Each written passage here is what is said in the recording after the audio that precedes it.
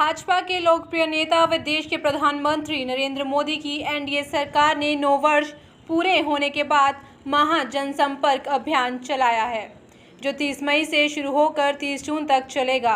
ये बात भाजपा के राष्ट्रीय महासचिव अनिल जैन ने बिलासपुर जिला के घुमारवीं में पत्रकार वार्ता में कही।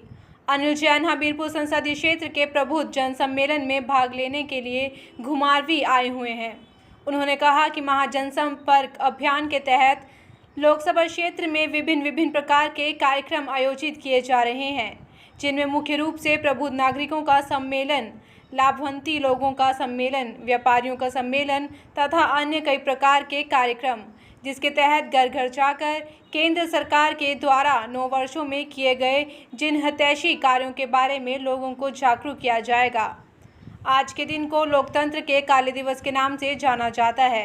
इस दिन भारत की प्रधानमंत्री इंदिरा गांधी ने इमरजेंसी लगवाकर लोकतंत्र पर बहुत बड़ा कुठारघात किया था।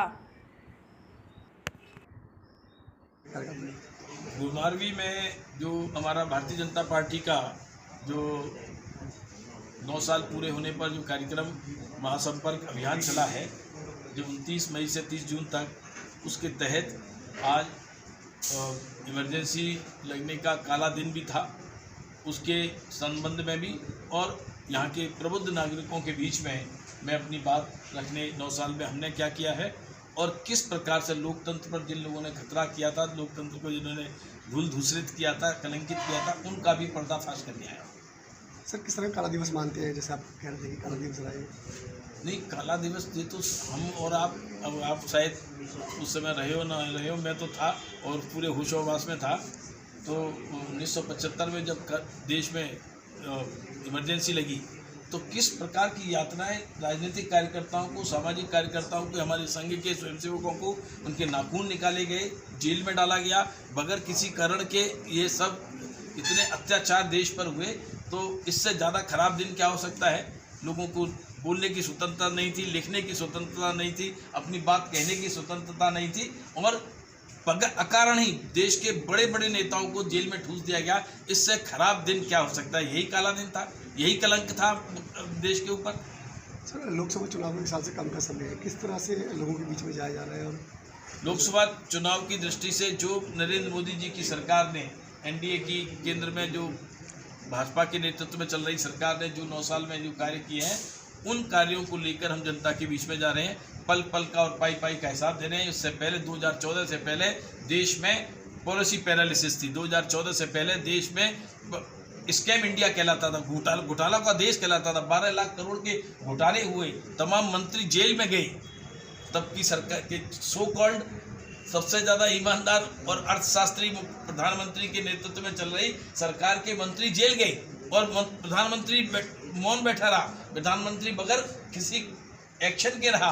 तो इस प्रकार का वातावरण जब देश में था, उसके बाद जब 2014 में नई सुबह हुई और माननीय नरेंद्र मोदी जी के नेतृत्व में जब सरकार बनी है, उस सरकार ने इस प्रकार के काम किए हैं कि भारत की जो अर्थव्यवस्था उस समय 11वें स्थान पर थी, आज 5वें स्थान पर है। सारी दुनिया के राष्ट्राध्यक्ष नरेंद्र मोदी जी का स्वागत करने के लिए लालायित रहते हैं। मोदी मोदी के नारे से कल परसों भी अमेरिकी संसद में मोदी जी का स्वागत हुआ।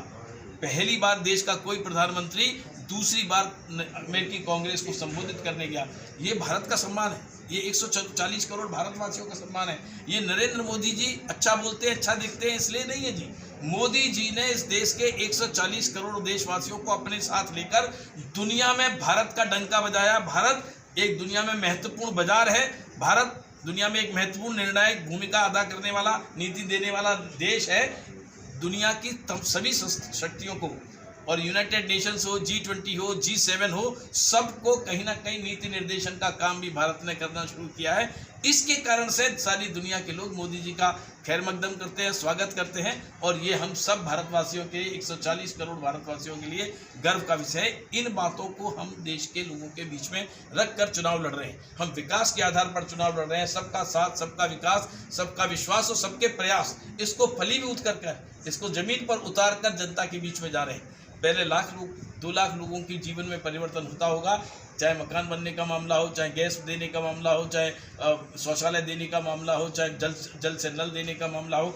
अब करोड़ों करोड़ों लोगों को जीवन में परिवर्तन आए, 50-50 करोड़ लोग प्रभावित हों, ऐसी आयुष्मान भारत योजना लाए हैं। 11-11 करोड़ लोगों के घर में गैस आए, अर्थात एक घर में 4 लोग भी होंगे तो 44 करोड़ लोगों को प्रभावित होने वाले लोग हैं। एक 12-12 करोड़ लोगों के घर में शौचालय जाए। इन प्रकार की योजनाएं जो गरीब का कल्याण, भारत की अर्थव्यवस्था, भारत की सेना, भारत की सेना की सुसज्जित सेना, भारत की सुसज्जित सेना और शौर्यवान सेना, प्रभावी सेना, जिसने गलवान की घाटी हो, डोकलाम हो, एयर स्ट्राइक हो और चाहे सर्जिकल स्ट्राइक को करके दिखाया। दुनिया में भारत का मान सम्मान स्वाभिमान मोदी जी के इन कार्यक्रमों से बढ़ा है। इस बात को लेकर हम जनता के बीच में जाना चाहते हैं। और बहुत सारे मुद्दे हैं, अब इतने मुद्दे कहेंगे तो मुझे भागवत बिठानी पड़ेगी, इसलिए सर, अब आपके दिमाग में कोई बात सर, और पहले भी महागठबंधन हुआ था, इस बार भी महागठबंधन की और बाकी विपक्षी जो पार्टियां हैं या क्षेत्रीय या फिर राष्ट्रीय पार्टियां हैं वो महागठबंधन की ओर जा रही हैं, क्या लगता है कोई असर हो सकता है? देखिए, महागठबंधन नाम की जो शगुफा इन्होंने छोड़ा है, ये चलने वाला नहीं है। पहले ही दिन केजरीवाल उठ के चले आए, केजरीवाल और कांग्रेस की ठन गई। अब केजरीवाल को लोग तमाम सारी पुरानी चीज़ें निकाल के ला रहे हैं। आप जाएंगे तो केसीआर और कांग्रेस की ठनेगी, अंत तो गत्वा ममता बनर्जी और कांग्रेस की भी ठनेगी। खाली जो नीतीश कुमार को अपनी महत्वाकांक्षा और अपना महत्व मीडिया के माध्यम से और लोगों के बीच में अपनी खुंदक, माननीय नरेंद्र मोदी जी के पासंग में ना होने की खुंदक, ये इसको फलीभूत करने के लिए उन्होंने जमावड़ा करने की कोशिश की है और उससे कुछ नहीं निकला। कोई जॉइंट स्टेटमेंट में कुछ नहीं निकला। अब शिमला में करेंगे बात, अब शिमला में करेंगे तो शिमला में ठंड पड़ेगी। देखो, उनके इस महागठबंधन पर भी ठंड पड़ जाएगी।